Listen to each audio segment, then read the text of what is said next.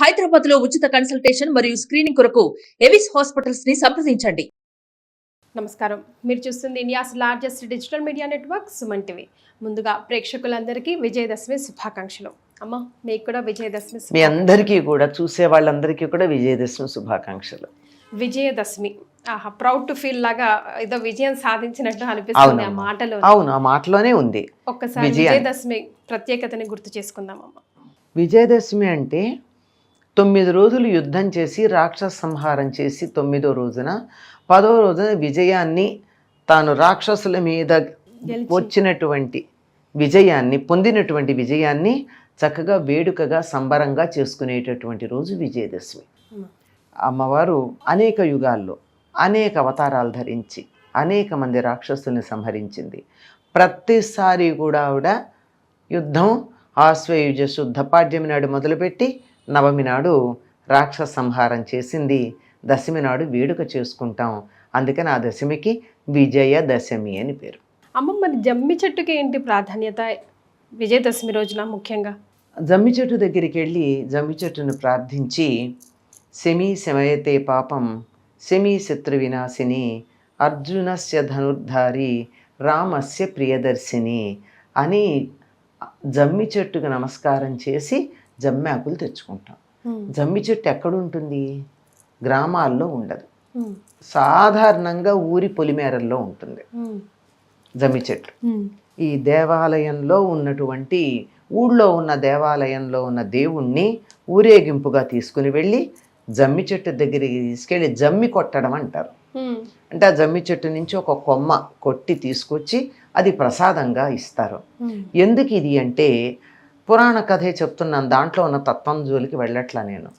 మనకి శమీ శమయతే పాపం, శమీ వృక్షం పాపాలని పోగొడుతుంది. శమీ శత్రు వినాశిని, శమీ వృక్షం శత్రువుల్ని నశింపజేస్తుంది. అర్జునస్య ధనుర్ధారి, అర్జునుడి యొక్క ధనుస్సుని ధరించినటువంటిది. రామస్య ప్రియదర్శిని, రాముడికి ప్రియురాల్ని చూపించినటువంటిది అని దానికి నమస్కారం చేస్తాం. సరే, ఇది పాపాలు పోగొడుతుంది, బాగానే ఉంది. ఇక్కడ అర్జునస్య ధనుర్ధారి అని చెప్పడం ఏమిటి? పాండవులు విరాటరాజు కొలువులో అజ్ఞాతవాసం చేయడానికి వెడుతున్నప్పుడు ఈ ఆయుధాలన్నీ ఎక్కడ పెట్టాలి అని ఆలోచిస్తే జమ్మి చెట్టు మీద పెట్టారు. జమ్మి చెట్టు ఎక్కడ ఉంటుంది? సాధారణంగా గ్రామపు శివార్లలో శ్మశానాల దగ్గర ఉంటుంది. అక్కడికి వెళ్ళి దాన్ని ప్రార్థించారు. చూసేటటువంటి వాళ్ళందరికీ కూడా ఇది ఒక శవంలాగా కనపడేటట్టు పెట్టు, అంతేగాని ఇవి ఇన్ని రకాలైనటువంటి ఆయుధాల్లాగా కనపడేట్టు చెయ్యొద్దు అని చెప్పి అలా ప్రార్థిస్తే అర్జునస్య ధనుర్ధారి, అర్జునుడు ధనువు. మిగిలినటువంటివి ఎవరైనా పర్వాలేదు, కానీ అర్జునుడి గాంధీవం మాత్రం ప్రత్యేకంగా కనపడుతుంది. అందువల్ల దాన్ని గుర్తించేస్తారు. ఈ దరిదాపుల్లో పాండవులు ఉన్నారని అందరూ గుర్తించే అవకాశం ఉంది. అందుకని ఇవి వేడుకుంటే అది అలా కనపడకుండా చూసే వాళ్ళకి శవంలాగా కనపడేటట్టుగా అర్జునుడి యొక్క గాంధీవాన్ని ధరించింది. తండ్రి, నువ్వెంత గొప్పవాడివి అని చెప్తూ, ఆ తర్వాత రామస్య ప్రియదర్శిని. అంతకుముందు యుగంలో, త్రేతాయుగంలో రాముడి యొక్క భార్య సీతాదేవి ఎక్కడ ఉంది అన్నది ఈ శమీ వృక్షం దగ్గరించి తెలిసిందట. అందుకని రాముడికి తన ప్రియురాల్ని చూపించినటువంటిది, అర్జునుడి యొక్క ధనుస్సుని ధరించినటువంటిది అని చెప్పి శమీ వృక్షానికి నమస్కారం చేసి పాపాలను శమింపజేసే జమ్మి తీసుకొస్తారు. తీసుకొచ్చి దాన్ని వెండి బంగారం అన్న పేరుతో ఒకళ్ళకొకళ్ళు ఇచ్చుకోవడం మనం చూస్తూ ఉంటాం. చిత్రం ఏమిటంటే, మీరు నాకు ఇచ్చారనుకోండి, నేను దాన్ని దాచుకోను. ఏం చెయ్యాలి? నేను ఇంకొకళ్ళకి ఇవ్వాలి.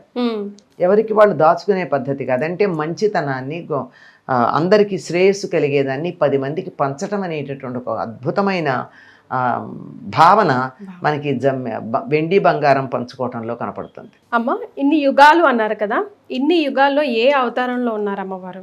ఒక్కొక్క యుగంలోనూ ఒక్కొక్క రాక్షసుడు వచ్చాడమ్మా. వచ్చి వాళ్ళు చేసిన ఘనకార్యం ఏమిటి అంటే, తపస్సు చేసి బ్రహ్మగారిని మెప్పించి వరం అడిగారు. బ్రహ్మగారు వరం ఇచ్చారు. ఏమిటి వరం అంటే, చావు లేకుండా వరం అడిగారు. మొదటి ఒకసారి అడిగినటువంటి వాడు మహిషాసురుడు. ఏమని అడిగాడు? మరణం లేకుండా అడిగితే బ్రహ్మగారు నా వల్ల కాదన్నాడు. ఎందుకంటే ఆయనే ఒకరి కింద పని చేయాల్సిన వాడు. మరి ఎట్లా అంటే, ఏదో చిన్న వీటి వల్ల అని అడుగు, పర్వాలేదు, వాటి వల్ల మరణం లేకుండా మరణిస్తాను. అలా అడిగి అందరినీ అడిగి దేవదానవ గంధర్వ యక్ష కిన్నర కింపురుష ఇత్యాదులు అందరినీ అడిగాడు. ఆడవాళ్ళు పర్వాలేదులే అన్నారు. అంచేత అమ్మవారు స్త్రీ రూపంలో సృష్టిలో ఉన్న సమస్తమైనటువంటి చైతన్యం స్త్రీ రూపంగా అవతరించి వాడిని సంహారం చేయాల్సి వచ్చింది. అట్లాగే తరువాతి యుగంలో తరువాతి మహాయుగంలో శుంభనిశుంభులు అనేవాళ్ళు, వీళ్ళు కూడా డిటో డిటో డిటో అంత బ్రహ్మగారిని వరం అడిగి ఆడవాళ్ళు పర్వాలేదు అన్న.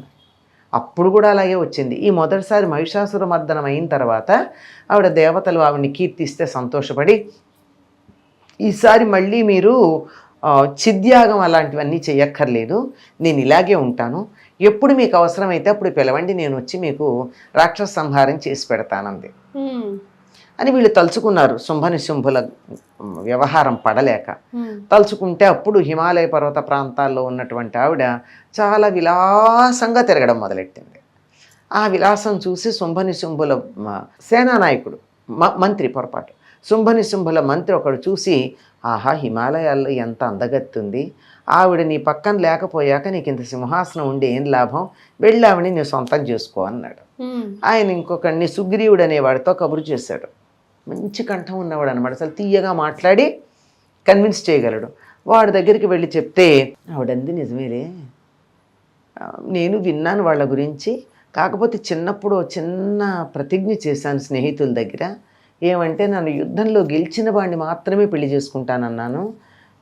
సరే యుద్ధం చేయమను, ఆఫ్టర్ ఆల్ ఏ ఫీమేల్ కదా నేను, ఈజీ, అదే కదమ్మా, లేడీ ఉమెన్ అనరమ్మా, ఆడవాళ్ళని చులకం చేసేవాళ్ళు ఏమంటారు, ఆఫ్టర్ ఆల్ ఏ ఫీమేల్ అంటారు కదా అంది. వాడు అలా వచ్చాడు, సైన్యాన్ని పంపాడు, వాళ్ళని పంపాడు, అల్టిమేట్గా ఆవిడతో యుద్ధం చేసి చచ్చిపోయాడు. అంటే యుద్ధం ఎట్లా ప్రకటించాలి అన్నది అక్కడ అనమాట. అట్లా ఇలాంటి సందర్భాలన్నీ తర్వాత ఇంకా చాలా అవతారాలు ధరిస్తానని చాలా చెప్పింది. ఒక్కొక్క రాక్షసుల్ని ఎలా చంపుతాను, దుర్గమాసురుణ్ణి చంపడానికి దుర్గగాను, తర్వాత అరుణాసురుణ్ణి చంపడానికి భ్రమరాంబగాను, ఇలా శతాక్షి, సహస్రాక్షి, రక్తదంతిక, ఇలాంటి అనేక నామాల్లో ఆవిర్భవిస్తానని చెప్పడం జరిగింది. ఇక్కడ అన్నిటికీ కామన్ పాయింట్ ఏం కనపడుతోంది మీకు, ఆడవాళ్ళను చులకన చేసిన వాడు అణగారిపోతాడు. ఆడవాళ్ళని ఆఫ్టర్ ఆల్ అని ఎవడన్నా అన్నాడంటే వాడు ఏ జాతికి చెందినవాడు, అంతే, ఇంక నేను చెప్పను. కనుక ఇది స్త్రీ యొక్క విజయంగా, మహిళా విజయంగా మనం విజయదశమిని చెప్పుకోవచ్చమ్మా. అందుకే విజయదశమికి ఇంత ప్రత్యేకత మిగతా అన్ని పండుగలతో పోలిస్తే. సో ప్రౌడ్గా మనందరం విజయదశమి జరుపుకోవాలని జరుపుకుంటాం. అంతేకాదమ్మా, ఆనాడు రాక్షసులు ప్రత్యేకంగా కనపడ్డారు, ఈనాడు రాక్షసాంశలు ఎక్కడ పడితే అక్కడ ఉన్నాయి సమాజంలో. కనుక స్త్రీ శక్తి విజృంభించి సమాజంలో ఉన్న దురాచారాలు, దుర్గుణాలు, దౌర్బల్యాలు, అన్యాయాలు, అక్రమాలు, వాటన్నింటి మీద కూడా విజయం పొందాలి అని, విజయం సాధించాలి అని విజయదశమి సందర్భంగా మనం అమ్మవారిని ప్రార్థిద్దాం. ఆ శక్తి అంశ అందరిలోనూ ప్రవేశించి చెడు మీద మంచి విజయం సాధించటానికి సంకేతంగా విజయదశమిని చేసుకుందాం. శ్రీమాత్రే నమః. శ్రీమాత్రే నమః.